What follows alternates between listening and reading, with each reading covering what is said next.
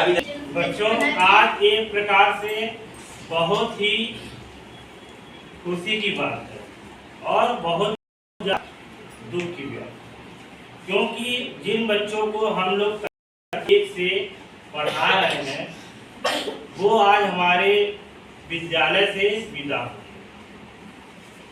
ठीक है, तो हम सभी अध्यापकों की यही आशा है, यही आशीर्वाद है, यही कामना है, आप लोग आगे भी मन लगा के पढ़िए और जितनी ऊंचाइयों पे जा सकते हैं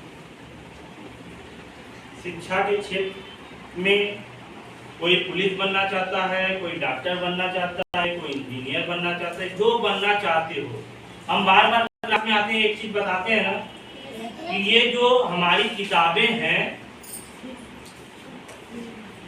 इसमें इतनी शक्ति है कि इस धरती पर जो भी चीज तुम देख रहे हो, समझ में आ रहा है, सुई से लेके हवाई जहाज तक शिक्षा के माध्यम से आप खरीद सकते हो और जो भी पद हो वो आप ग्रहण कर सकते हो, जो बनना चाहते हो वो बन सकते हो, है कि नहीं। बस ख्याल यही करना है कि हम सफल कब होंगे, जो भी कार्य करिए, जो भी कार्य करिए वो नियम से करिए और ईमानदारी से करिए और अपने आप को संतुष्ट करने के लिए करिए, न कि किसी को दिखाने के लिए। समझ में आया? जब इंसान किसी को कोई चीज दिखाने के लिए करता है तो वो काम कभी सफल नहीं होता। कुछ दिन के लिए अच्छा लगता है लेकिन उसका परिणाम अंत में जाके गलत ही होता है। तो किसी भी कार्य करने के पीछे आपका मकसद सही होना चाहिए। समझ में आ रहा है कि नहीं? जैसे छोटी छोटी कहानियां मैं अक्सर बताता रहता हूँ, फिर एक छोटी कहानी बता दे रहा हूँ। जैसे दो बच्चे हैं और दोनों को आपके पापा मम्मी बोले कि चलो जाओ जो है कि स्विमिंग सीख लो, तैरना सीख लो, ठीक। उसमें से एक बच्चा तो कहा कि पापा हमारे बोले हैं कि हमको तैरना सीखना है तो हम सीख लें ईमानदारी से। और दूसरा बच्चा क्या कहता है, अरे क्या होगा तैर के, किस दिन काम में आएगा, हम लोग आज के जमाने में गाड़ी मोटर चल रहा है उससे चलेंगे कि नदी तालाब में तैरने के लिए जाएंगे, ऐसा बोला। और वो कभी तैरने न जाए, आता था तैरने के लिए लेकिन अपने दोस्तों के साथ घूमता था, टहलता था, समझ में आ रहा कि नहीं। तो संजोग ऐसा हुआ कि एक दिन उसके गांव में क्या हो गया, बाढ़ आ गया। जब बाढ़ आ गया तो चारों तरफ लोग हाहाकार करने लगे, सब भागने लगा। लेकिन जैसे ही ये दोनों बच्चे सोचे कि हम भी भागने लगे, गांव वाले पकड़ के बीच में कर दिए। लेकिन तुम कहाँ जा रहे हो, तुम दोनों तभी जाओगे जब पूरे गांव के बच्चे इस बाढ़ से निकल जाएंगे, पूरे गार्जियन निकल जाएंगे, जब कोई नहीं रहेगा तब तुम लोग निकलोगे। क्यों? क्योंकि तुम दोनों तैरना सीखे हो, है कि नहीं। तो जो तैरना सीखा था ईमानदारी से वो तो बड़ा खुश था, चलो भाई।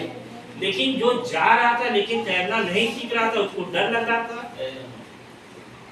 अब क्या होगा, हमारे पापा तो भेजे थे तैरना सीखने के लिए लेकिन हम तो घूम रहे थे, तो वो कुछ कह भी नहीं पा रहा था।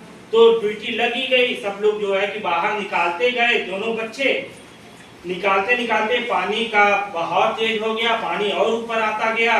तो बाद में सभी लोग जब निकल गए तो जो तैरने वाला था वो भी निकल गया। वो सोचा कि जो है कि ये भी निकलेगा, कुछ तो सीखा होगा, लेकिन वो कुछ नहीं सीखा था। तो अंत में क्या हुआ कि वो वहीं पे डूब गया।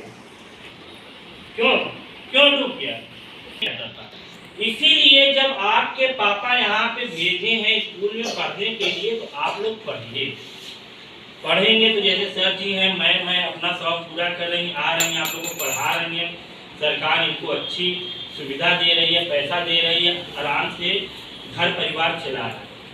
अगर नहीं पढ़ते तो हम लोग भी क्या करते, कहीं मजदूरी करते, ईंटा ढोते, सब्जी बेचते, कुछ भी करते, छोटा मोटा काम करते, जिससे हम संतुष्ट नहीं होते। क्यों? समझ में आ रहा है? तो हम नहीं चाहेंगे कि हमारे बच्चे ऐसा काम करें। पढ़ लिख के क्या करेंगे, आगे बढ़ेंगे, कोई अच्छी नौकरी करेंगे, कोई अच्छा बिजनेस करेंगे।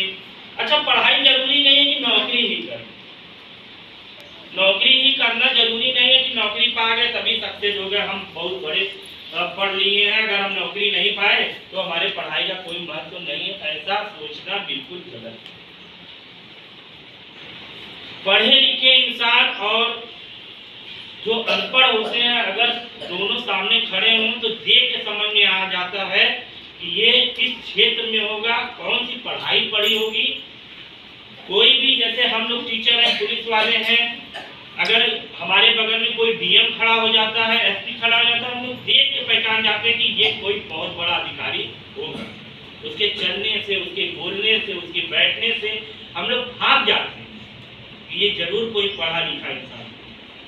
तो शिक्षा हमारे जीवन में जब तक हम इस धरती पे जीवित रहते हैं तब तक काम करता है, और हर चीज में नियम होता है, खाने का, उठने का, बैठने का। खाने का तरीका है, आप ऐसे ऐसे तान के खाइए, चम्मच से खाइए। आप अगर ऐसे तान के खा रहे हैं तो क्या होगा, बगल वाले को देख के घिन करेगा, अरे कितना गंदा है, कैसे खा रहा है। तो इससे क्या समझ में आया, खाने का भी तरीका होता है, हर चीज का नियम होता है, हर चीज का तरीका होता है।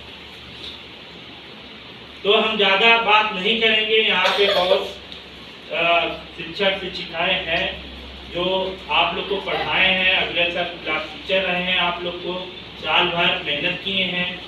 तो आप लोग आगे बढ़िए, पढ़िए। अब विदाई का ये कार्यक्रम है, सुबह आप लोग पूजा किए हैं ना मंदिर पे, अभी खाने की व्यवस्था हो रही है, पुलाव है, सब्जी है, पूरी है, सब बन रहा है, और आप लोग को पुरस्कृत भी किया जाएगा। आप लोग के लिए बॉक्स और कॉपी विद्यालय की तरफ से प्रबंध किया गया है, आप लोग को भी दिया जाएगा। और इसी में से जो बच्चा फर्स्ट आया है, जो सेकंड आया है, जो थर्ड आया है, उसको एक गाउन पहनाकर उसका स्वागत भी किया जाएगा, वही केक भी काटेंगे भाई, और वही फर्स्ट सेकंड थर्ड के बच्चे केक भी काटेंगे, ठीक है। पुरस्कार तो सभी को मिलेगा, लेकिन केक फर्स्ट सेकंड थर्ड जो बच्चे मेहनत किए हैं और जो बच्चे ईमानदारी से रोज स्कूल आते थे, जो टीचर कहते थे उनकी बात मानते थे, उनको भी अलग से किसी एक बच्चे को और एक बच्ची को पुरस्कृत किया जाएगा। जो स्कूल के प्रति अपना सहयोग दिए हैं, समय से आना, जाते समय देख लेना खिड़की बंद है कि नहीं, स्विच ऑन है कि नहीं, है कि नहीं, ये सब ध्यान बच्चे भी देते हैं कि नहीं देते हैं, तो उनको भी अलग से पुरस्कृत किया जाएगा।